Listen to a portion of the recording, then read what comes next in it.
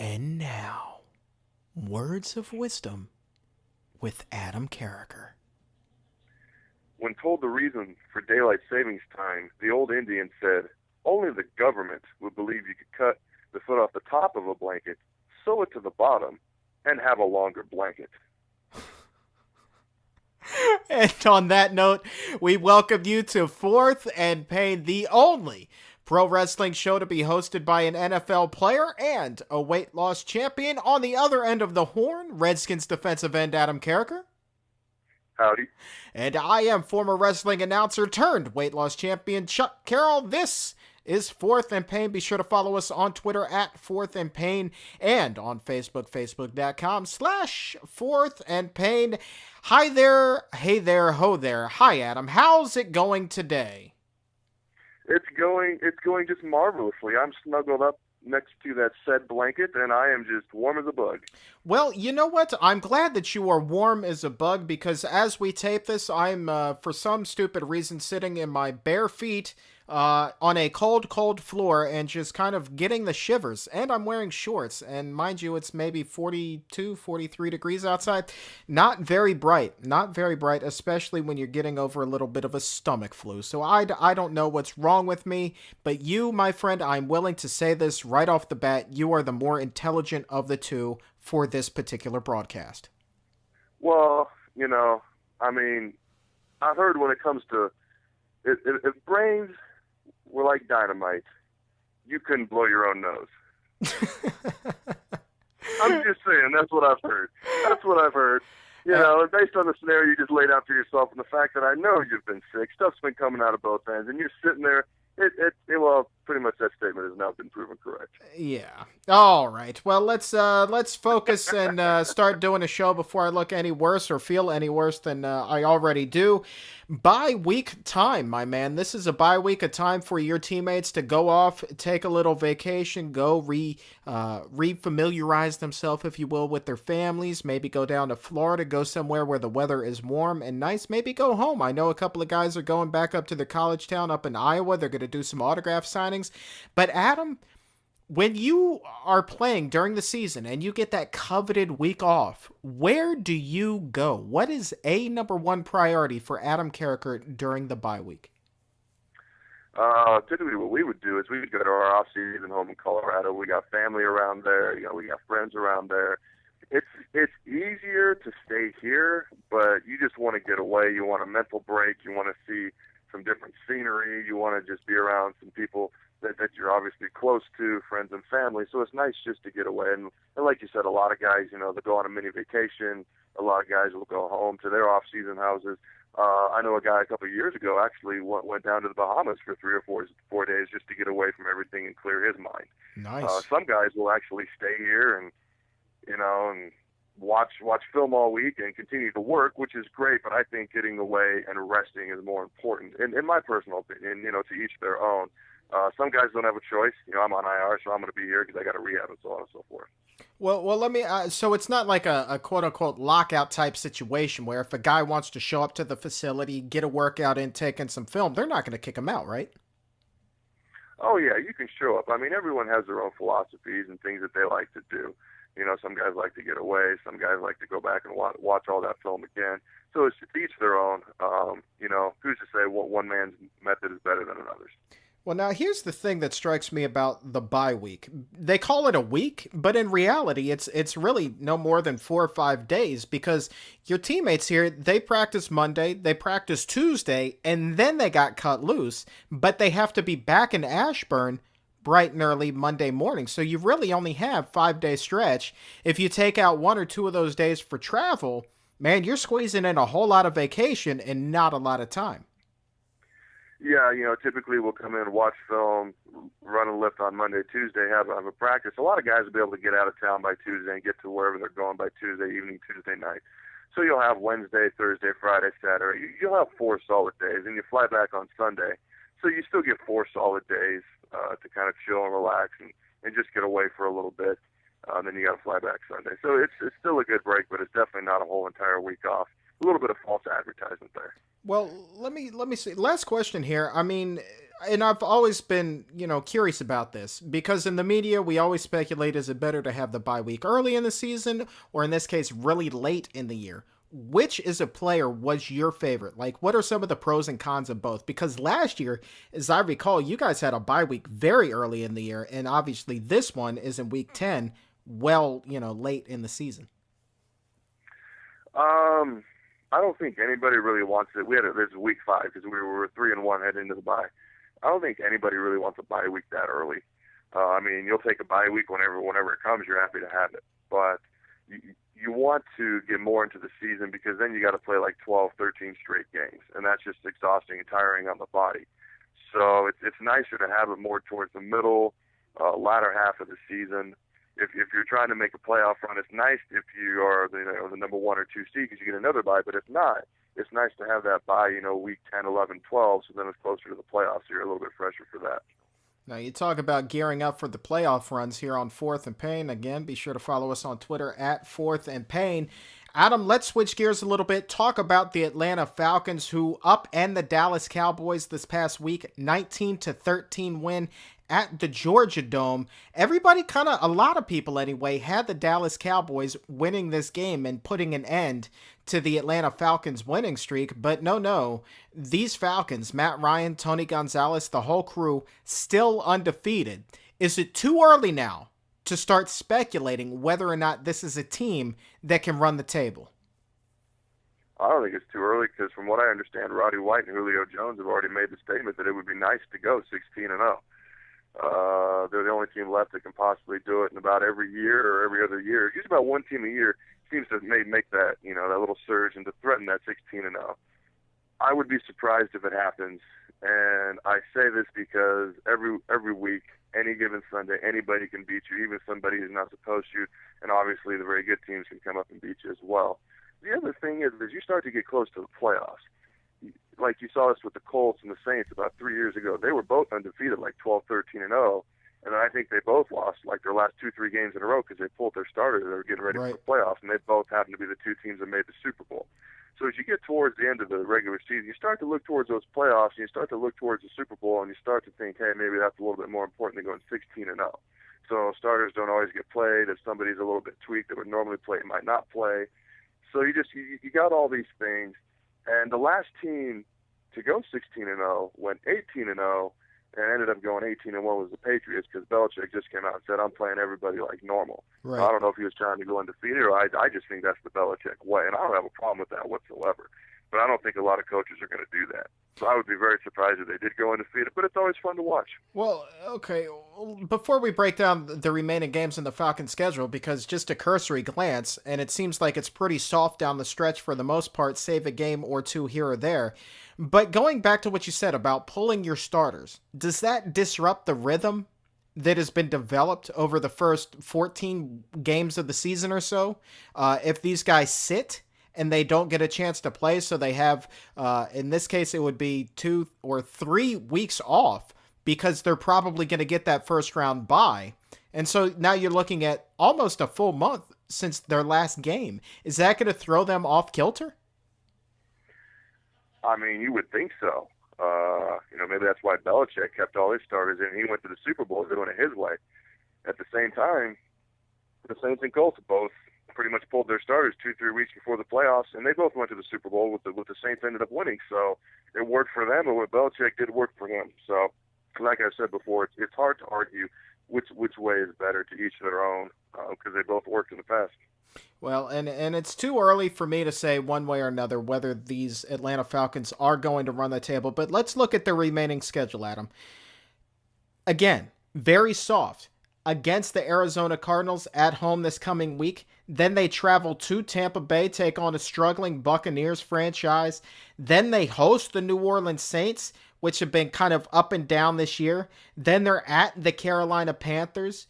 Here's the big test, comes in week 15 when the New York Giants come to town, Eli Manning and company, in the thick of a playoff hunt themselves. That is going to be a critical game. Mark your calendars here. This is the critical game, December 16th. I promise you this. This is a game, Adam, that is probably going to get flexed into that primetime position and become a Sunday night game. And then they round out the season at the Detroit Lions, and then they host the Tampa Bay Buccaneers to take it home. So you look at those teams and you compare it to those that they've already beaten, and you say, hey, maybe going 16-0 actually is plausible. Do you think, though, that with that soft schedule, we're talking about 6 or 7 trap games at this point for the Atlanta Falcons? It is plausible, and there's 3 games that stuck out to me. You've already touched on the Giants.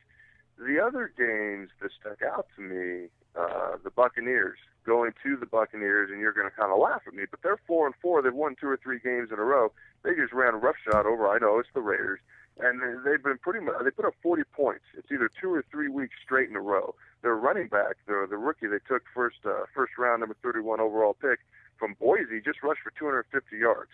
And along with RG3 and Andrew Luck, he's up there for Rookie of the Year contention. And getting a lot of praise. He's called like the muscle hamster or something like that. I'm sorry, I can't think of his actual name right now. Muscle hamster. But I mean, 250 yards, that's insane. And to have a nickname like that, I'm not sure whether he should be insulted or happy about it. But hey, he's got some sort of a nickname as a rookie league-wide. That's a compliment in itself. So, and that's at Tampa on the road. And that's a team that's kind of catching fire and playing very well lately. And they're not diving at people's knees trying to lock the ball loose, and people are just trying to take a knee anymore because they're winning games. They're not behind at the end. And the last game that really caught my eye was, I believe you said, at Detroit, a team that has won 3 games in a row, a team that has a lot of talent, a team that at the end of the year is going to be fighting for that playoff spot, playoff positioning, and their starters are going to be in the game, whereas maybe Atlanta is going to be a little iffy. That's another game that can really catch up to them. Those are the 3 games to me to watch out for the Falcons. So more leery of the Buccaneers on the road than hosting them in the season finale, it sounds like. I would think so. Yeah, just because it's a road game, and I know how hot it can get down there in Tampa and how exhausting that can make a guy when he's playing. And, you know, the Falcons are used to playing in that dome. So I would be a little bit more leery of that unless the Falcons just pull all their starters for that last game, which is a possibility. And interesting fun fact before we switch topics here. This is the 2nd year in a row that the Falcons are hosting the Buccaneers in their season finale. Just kind of interesting how that NFL scheduling played out. And in last year's finale, completely different scenarios, but it should be mentioned that the Falcons won that game 45-24, but split the series home and away with the Buccaneers overall last year. So we'll see what happens. I think that at this stage, it's plausible, but there's still a lot of games to be played, still a lot of football to be played. Injuries can happen. Like Adam, you said, they may sit their starters, so we'll see exactly what happens down the stretch. But I will say at this point, like they say on Mythbusters, this is plausible. This is plausible.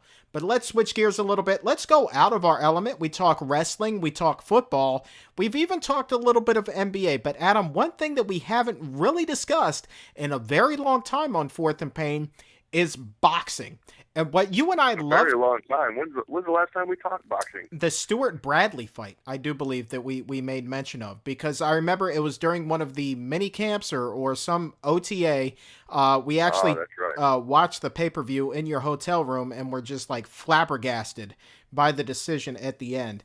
But I had forgotten that we talked about that. So this is our wild card segment of the week here. That's right. Wild card on Fourth and Pain. If you ever have a suggestion for a sport that you want us to discuss on the show other than curling, tweet us at Fourth and Pain. Let's give us a suggestion, because Adam, let's be honest, you and I cannot pull off any sort of intelligent curling discussion. That's just not... I don't even know what that is. Is that what people do when they're trying to unstraighten their hair? What is that? Curling, that's that Olympic sport where they throw this like kind of stone down an ice rink, and then other people sweep in front of it and try to get it to turn, this, that, and the other. That's called curling. I know what you're talking about. In fact, you know who's big into that? I saw it on E60 the other day. Vernon Davis, the tight end for the Niners. He's a big fan of that. He's a fan of the curling. That's serious. He participates and does it quite often. That's DC's own Vernon Davis, by the way. Who knew? Who knew Yeah, that they even Who knew that they even had curling out in San Francisco? Who knew that they had curling here in DC? I want to know where Vernon Davis picked up his affinity for curling. I don't know. I'm not sure, but I just thought it was quite interesting. I would not have predicted that. I remember, especially since I didn't even know what curling was. I remember, and this is the honest God's truth. Real quick, I'll tell you the story. I remember seeing an Olympic profile during the last Winter Games on curling and the different training that athletes go through, and surprisingly how rigorous it is for bobsledders, and not surprisingly how rigorous it is for speed skaters and figure skaters and all sorts of other Olympics. But then they come to the training habits of the curling team. And honest to God, they have zero training whatsoever. They all eat at McDonald's every single day. A couple of them smoke. A lot of them drink the beer. They're just out of shape. But you know what? You don't need to be in shape for this sport. And I hesitate, Adam, to even call it a sport, because what this is a glorified activity. Are you telling me they don't bench press 500 pounds? I mean, is it like the rifle team? You know, they don't need to bench press 500 pounds to shoot the rifle. I mean, maybe collectively as a team, they could all put themselves together and bench 500, but no way is anybody coming anywhere close to putting up 500 on their own. But let's talk boxing real quick on Fourth and Pain. We got about 4 minutes to do this. My question to you, something we love to discuss off the air: Floyd Mayweather, Manny Pacquiao. Is this ever going to happen? I don't think so at this point. I mean, what else? He wanted Floyd wanted Manny to be tested in a specific way. He said no. Now he's saying yes. Now he's saying he can test me the day of the fight, the day before the fight. He can test me right after the fight, the day after the fight. He's like, I mean, he all but said you can test me during the fight. So the testing is no longer an issue. Then Floyd wanted 55%, wanted Manny to take 45. At first, Manny said, no, that's an insult, slap in the face.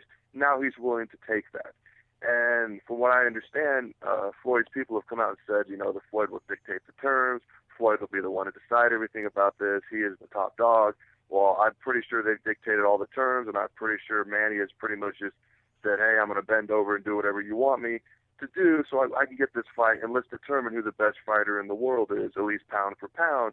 And what's interesting to me, you know, and I'm no boxing expert, but Floyd Mayweather is undefeated, never been beaten, never been tied. Manny Pacquiao has 4 losses, one very recently, you know, it was kind of in doubt as to whether he actually lost, but it went down in the books as a loss, and 2 losses. I mean, I don't understand what he's scared of. The rumor is he said on the phone to Manny, hey, you know, you're a congressman, you've got things outside of the ring, I don't. You know, he's worried about, you know, if he's walking around at 50 or 60 years old and he can't, you know, his brain's not working because he fought some guy on steroids. Well, you know, I mean, the guy's going to be tested. So it doesn't, you know, I don't know Floyd. I don't know what he's thinking. So I'm not saying making any accusations. These are just the facts that are publicly, you know, for everyone to know. I just, you know, it doesn't look good, and I just really want to see this fight. I mean, I don't buy many boxing matches. I just don't. I bought Tyson Holyfield. I bought Tyson Lewis, and I bought that Bradley. Actually, we didn't necessarily buy it. Yes, we did. Bradley, yes, we did. Did we? Okay, the Bradley Pacquiao fight, we bought it. And so it's just like, I don't buy many fights. I would buy this in a heartbeat. I want to see it. It's just like the tease, the prom day tease. I want to see it. Let me have it. I'd go halvesies on you with the fight, man, because, you know, if it ever happens, it's going to be at least a hunch. But here's a quote from Pacquiao, a very recent quote. He said, if the fight doesn't happen, it's not my fault. I'm not going to accuse him being Mayweather, I'm not going to accuse him of being greedy, or I'm not going to judge him. It's hard to judge. It's his title, it's his life, but I believe he's avoiding me. And Pacquiao even went so far as to say, hey, I'll take 45% of the pay-per-view revenue, regardless of the outcome. Meaning, even if he loses, Mayweather is walking away with the bigger share of the revenue. So Pacquiao's agreed to the testing, he's agreed to less money, he's agreed to all the terms that Mayweather has presented in front of him, and yet still no fight. And so that tells me, Adam, that his assessment that Mayweather is avoiding him 100% accurate, 100% on point. And I think that if the fight is ever going to happen, Mayweather he's going to have to be the one to initiate it at this point, because Pacquiao has done all that he can do to get this thing done. And Mayweather is just making it very clear, either A, he's scared of him, or B, he just doesn't want to do it. So I don't think the fight's going to happen. Well, here's what's interesting to me. About a year ago, maybe even not a year ago, I ran across Floyd Mayweather on Twitter, and it happened to be the same day. He called out Manny Pacquiao. He was tweeting to him, "Let's do this thing, you punk." Was straight up calling him out. And then all of a sudden, everything just kind of died down, and this fight it didn't seem to want to happen. As you know, I'm a big ESPN First Take fan. Sure. I enjoy watching those guys go back and forth, kind of like we do a little bit at times. We're a little bit nicer than they are to each other. But Stephen A. Smith, he straight up said to Pacquiao on the show, "Mayweather's going to beat you." And according to Stephen A. Smith afterwards, Pacquiao just flat out laughed at him. Just the most not disrespectful, but just like that was the most ridiculous thing Pacquiao had ever heard. Like it was like Stephen A. Smith was just, a couple brain cells away from half a retard. Like, why would you say something like that? That makes no sense. And just the laugh and the look that he gave Stephen A. Smith just made him feel like he was stupid for saying it. And it's just like, that just screams confidence to me. And as far as to whether the fight's going to happen, I don't think so, because I just don't think it's going to happen. I want to see it. I want to see it, but I don't think it's going to happen. Well, you know what? I've actually had the privilege of seeing Mayweather in person. I was at WrestleMania 24 in Orlando when he took on the Big Show. And compared to the Big Show, and this is how we're going to end the show, he is a small individual. Anybody compared to the Big Show is a small individual. Even you, Adam, are small compared to the Big Show. But it was just amazing to me, still, the athleticism of Floyd Mayweather. And I would love to see this fight. I think that maybe if he gets into financial dire straits, maybe something else will happen. Remember, he just spent 63 days in the Hooskow. But he's 35 years old. Pacquiao is 33 years old. Neither of these guys are getting any younger. And I don't think that we're talking about a George Foreman type scenario when they're going to be winning titles in their 40s. I don't see this match happening in their 40s. So if it's going to happen, and I don't think it will need to happen in the next 12 to 18 months. I absolutely agree. The longer it goes, the older these guys get, the less appealing it's going to be. Plus, fans, I think at a certain point will just be completely frustrated, and they may not buy the pay-per-view just out of pure frustration. Oh, I think that any frustration will go out the window. I mean, at the end of the day, dude, we're talking about Pacquiao and Mayweather. People will get over it. If they wait too long. If they wait too long, so they're like 40 or something like that. Right. If it's a Legends bout, then you're talking about something that may show up on ESPN2's Friday Night Fights. I don't know at that point, but we shall see. So on that note, we are fresh out of time. I'm Chuck Carroll. Thank you so very much for believing in our weirdness. I'm Adam Carriker. I got bigger arms than the Big Show, bigger than Mark Henry, who ducked me in an arm wrestling match. Peace out, Fourth and Painters.